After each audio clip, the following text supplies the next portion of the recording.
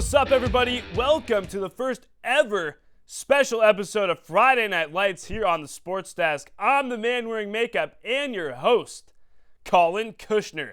Hit me up on Twitter. That's at Colin Kushner with pics and video.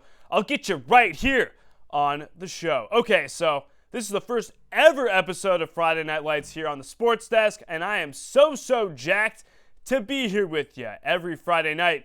We are going to bring you highlights, post-game reactions, and much more from gridirons all over town. This brings us to tonight. 3 home games on tap, South, Torrance, and Bishop, all in action. Now, kicking off the first ever episode, let's head to Night Country, where Bishop is fresh off their first loss of the season at the hands of Gundo. All I do is win no matter what. Let's see if the Knights could channel their inner DJ Khaled once again against Mary Star of the Sea. Bishop has won their last 7 meetings versus Mary Star of the Sea. Let's pick it up in the first quarter. No score. Brendan Marafino looks back to the corner of the end zone. He hits Bryce Matthews for the touchdown. Bishop up 7-0 early, a little later on. Same scored Marafino deep. That's pass interference to Bernard Amofa. Flags are to come flying. Ensuing drive, Patrick Smith takes the carry, cuts in, touchdown. 14-0 Knights. Second quarter, Bishop up 21-0, 3rd and 8. Marafino fakes the handoff, fakes out the cam op. That's to Christian Arevalo. Bishop with a commanding 28-0 lead at recess. Hall of Fame ceremony going down. Third quarter, Knights up 28-6. Mary Star with the touchdown. Bishop's lead cut to 15. To the fourth quarter we go now. Mary Star scored 19 unanswered points. Marafino, corner of the end zone. Bryce Matthews, touchdown. Flag comes down too, doesn't matter. The Knights up big. And a few plays later, next Mary Star drive. Bryce Matthews pick. He's off to the races. He's going to get downed deep into Stars territory. And then Marafino hands off Patrick Smith. He goes, boom sauce. That's a touchdown. 42-19 is your final over at Bishop. Let's hear from Coach and the man himself, Bryce Matthews. Oh, we came out flat, but they busted a run on the first play of scrimmage up the middle, and they got a little momentum. But our guys answered. They answered in the fourth quarter and shut them down when they had to, put a couple scores up on the board to put it away. In the second half, 44, he did work. He did his best. He's a big boy. It was hard for us to tackle him, but we banded together and did pretty well trying to stop him. Later on in the game, we actually ended up stopping him pretty well.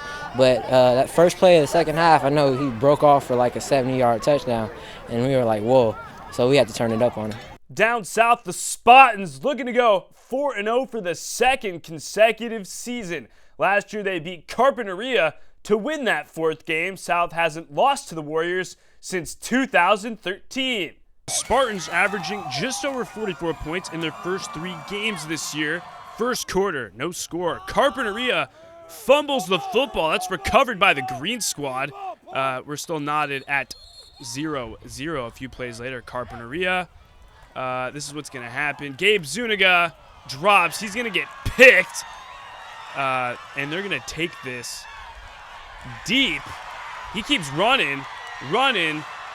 And he gets the old jersey pulled down by Bryce Vanis. Still no score, second quarter. Cameron Dillon right up the middle, shakes off a few guys, tackled in, but he's in for the score. 6-0 Spartans. Second quarter after a huge Carpinteria interception. Cameron Dillon with the slam down. That's a WWE move. Score is still 6-0. Third quarter, touchdown. Cameron Dillon shakes off a few, goes to the edge, cuts back up the middle, a couple more guys, and presses in for the touchdown. He shook off the entire Carpinteria team. 13-7 now to the fourth. First and 25. Zuniga airs it out. Noah Harrison. Give me some. In for the score. Untouched. 2-point conversion good. 21-7 is your final.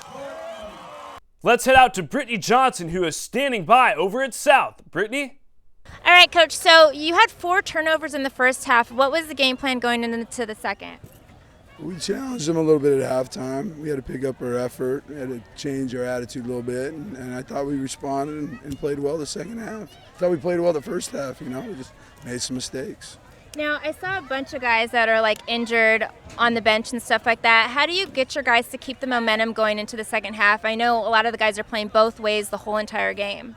That's why I just gave them the weekend off to get better. The flu's hit us bad. I think we got about 6-7 kids out with the flu. Oh, wow. They probably all got the virus, so I said, you know what, go home this weekend, sleep, eat some chicken soup, and stay away from each other, and hopefully don't get sick. Right. And number 44, Dylan, he had 2 touchdowns and numerous tackles and sacks. Does he get the game ball tonight?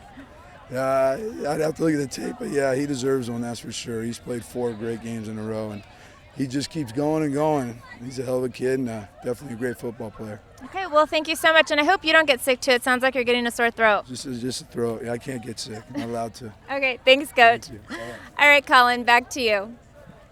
Thanks, Brittany. Now, over in Tata Nation, Torrance is still searching for their first dub of 2015. The Tatas have given up 129 points through their first 3 games of the 2015 schedule. It's date night for Torrance with the El Segundo Eagles. To Zamperini we go. The Tatas searching for their first win over Gundo since 2011. Second quarter, Gundo up. That's a touchdown. 13-0 Eagles. Under 2 to play in the second. 21-0 El Segundo. Eric Suarez off to the races. Ooh, he's going into the end zone untouched. There's the afterburners. Torrance down 21-7. Third quarter, same score. Jason Keel finds Shaman Moore. Josh Evans can't make the tackle. The helmet flies off. Moore is in for the easy score. That's 28-7. Eagle leading. The Tatas can't come back. 41-7 is your final from Zamperini.